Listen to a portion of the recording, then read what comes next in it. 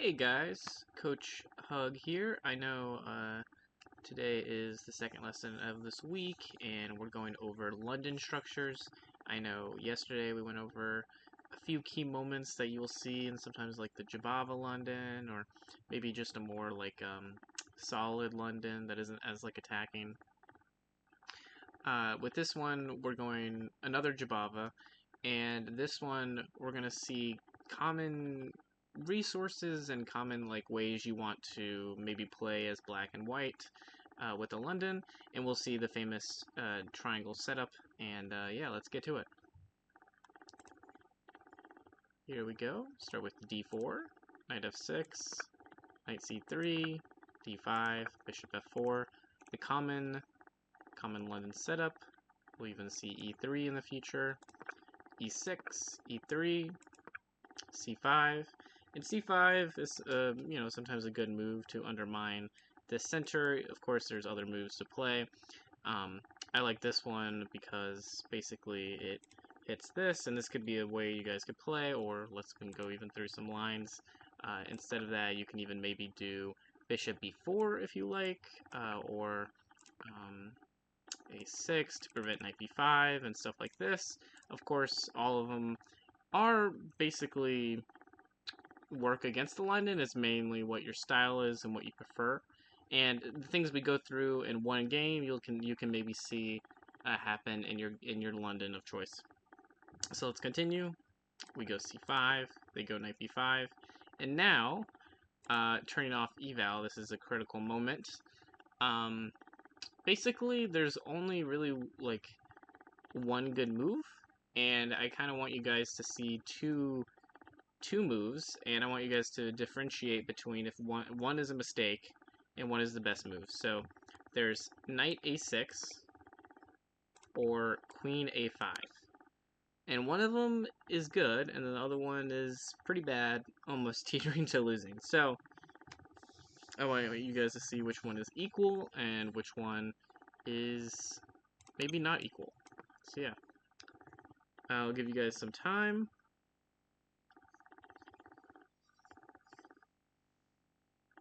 Pause, unpause. So yeah, I'm hoping that you guys were making plan. Yeah, we always say you have to make a plan. That is the most important thing. It doesn't matter, let's say you make a losing move, did you at least have a plan? And hopefully with either one of them, you had a plan. You're wanting to protect c7, right? And both of them protect c7 at first glance. There's just one that doesn't protect c7 when you look at maybe more of a follow-up. With knight a6, there's pretty much no follow-up that they immediately have.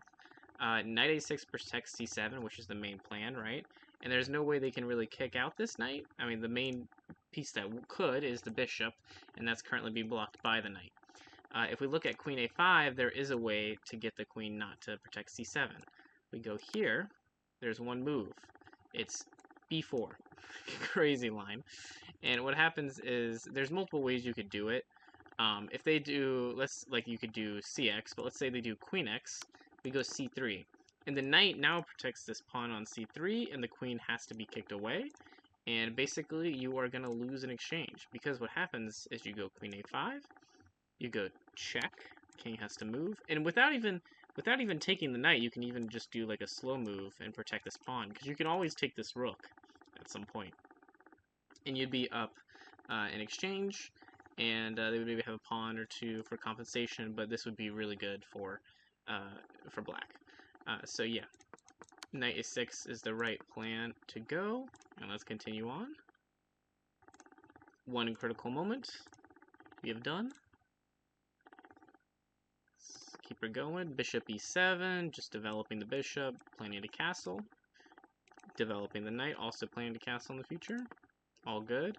And this is this isn't a key moment, but knights on the rim are usually grim or dim. It's common saying, but sometimes it's actually okay. I mean, this bishop isn't really going much anywhere, and so this basically just attacks this bishop wanting to trade.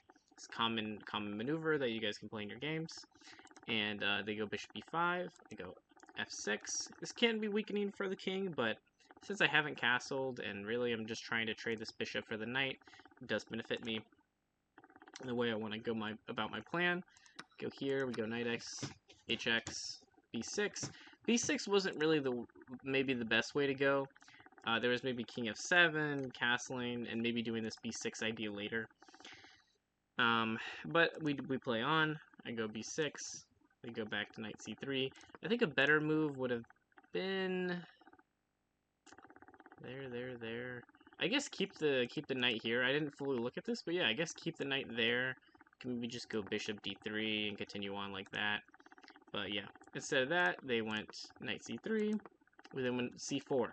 And this basically closed. You see this a lot in like a lot of Queen's Gambit, like d4 openings you play as black. And usually it's a good plan to do sometimes if you can do it. And basically what you're saying is you're cramping their structure. This structure that they have, really, it just only benefits this black square bishop, and this light square bishop is hemmed in, which is a main piece in this. And basically I want bishop b4 at some ideas, b3 may be coming, but I'm not sure, how scared I am of it. And yeah, let's continue on. They go b3. We go bishop b4. Like I said, we're hitting this like dark square diagonal. We're maybe not that scared of b3. They go queen d2, protecting. Let's continue on. We castle, and they go bx. And this is the second critical moment. And this one's, I think, really helpful one. We see the eval here, right?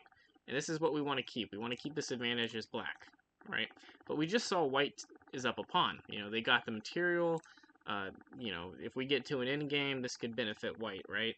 If they're up a pawn, and, it's scary.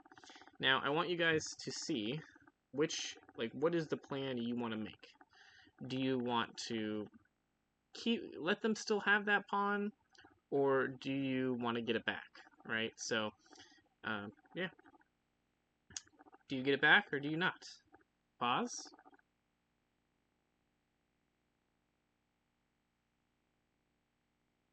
Unpause. Yeah, so let's go through some of them. So, turning off eval, let's say they take on c4, right? Basically, they get their bishop out. They don't have this cramping structure anymore. They have pressure on e6. If you look at it visually, you almost see that, maybe they got out of it, right? And you want to put pressure on this knight, and maybe it's not easy to get that pressure. Now, if we let them have the pawn, okay, a way to, play, develop, and maybe get this rook into play is playing like bishop b7. It's the whole reason we played b6. What about this? Okay, a coach. What about we just, we want to say we got the pawn. Well, now this is completely losing because there's really nothing defending this knight. We go rook a c8, and what's happening with this knight? There's nothing, and we just win it, and we're pinning to the queen and king. So this pawn is honestly more poison, and it's something to play around. Like, that's probably one of the hardest things to do, I would say, in chess sometimes, is giving a pawn for activity, but it's such a common thing that you'll see across all openings, and right here it only benefits black to just let them have that pawn. And yes, so bishop b7 instead of dx c4. And we can actually go through some more lines, it doesn't hurt really. Let's say they would play like bishop d3, go g6, let's say they castle, get out of this pin. See, now we can go dx c4, we've done g6, it's maybe a little bit safer to do this.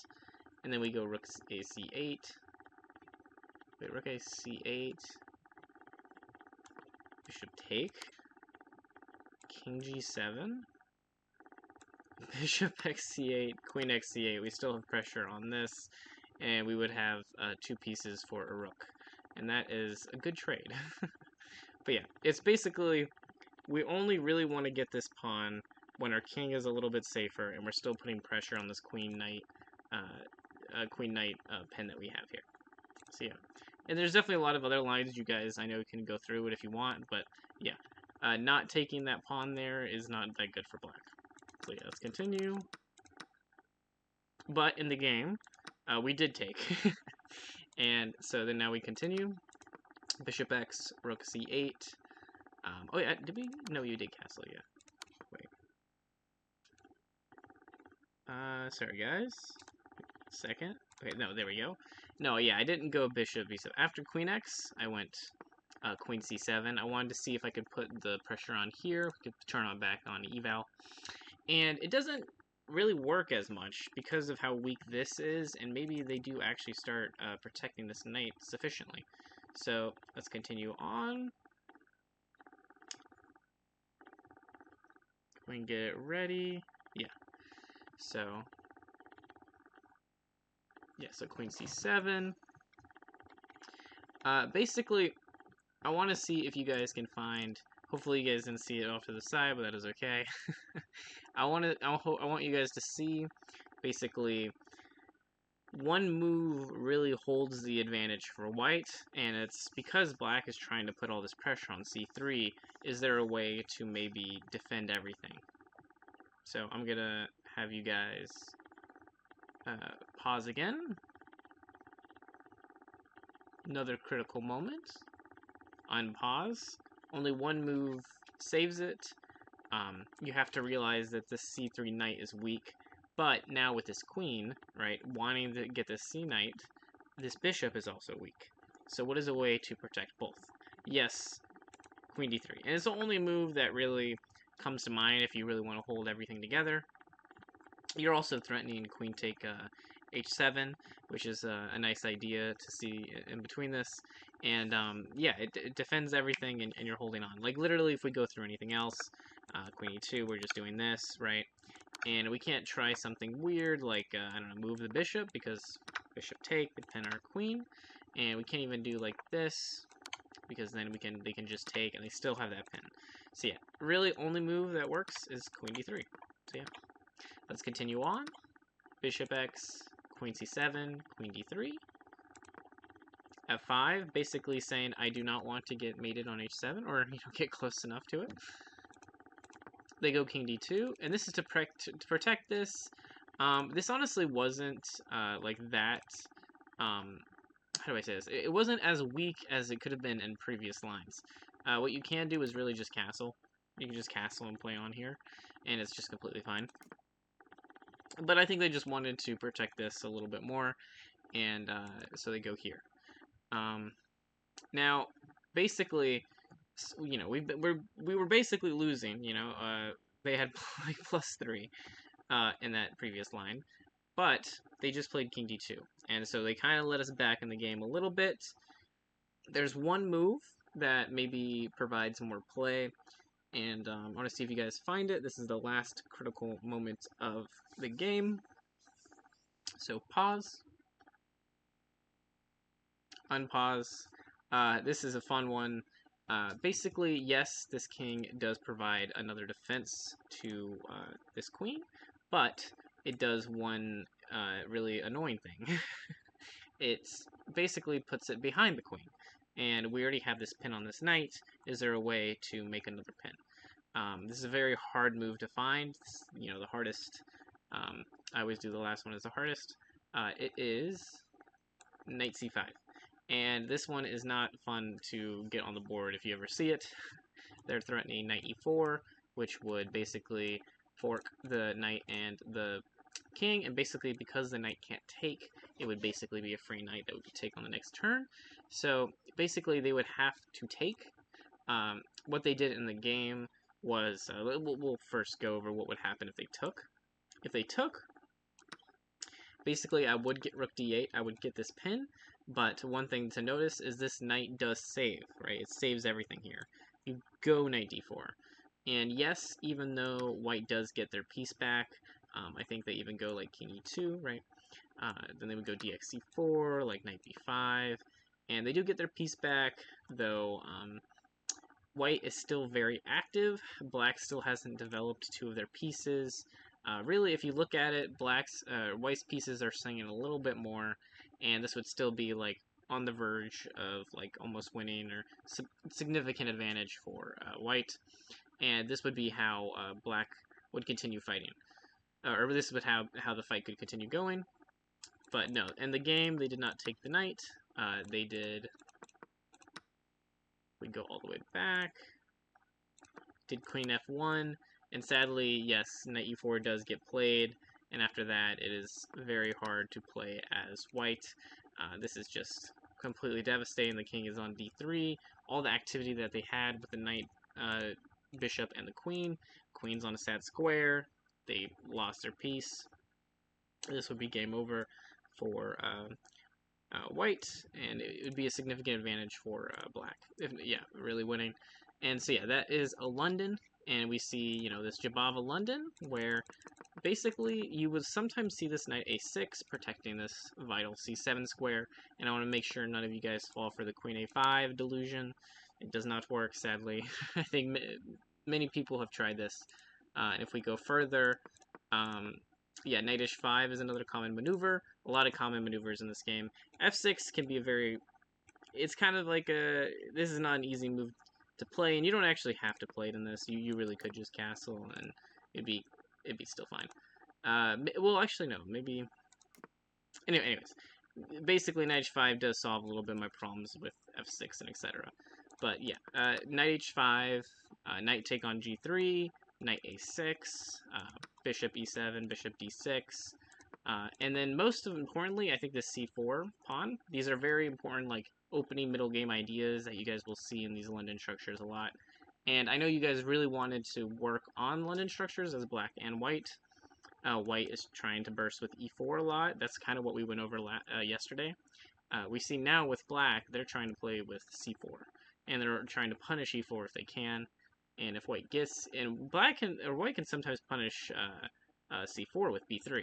These are very common structures in the London with white and black that are very integral.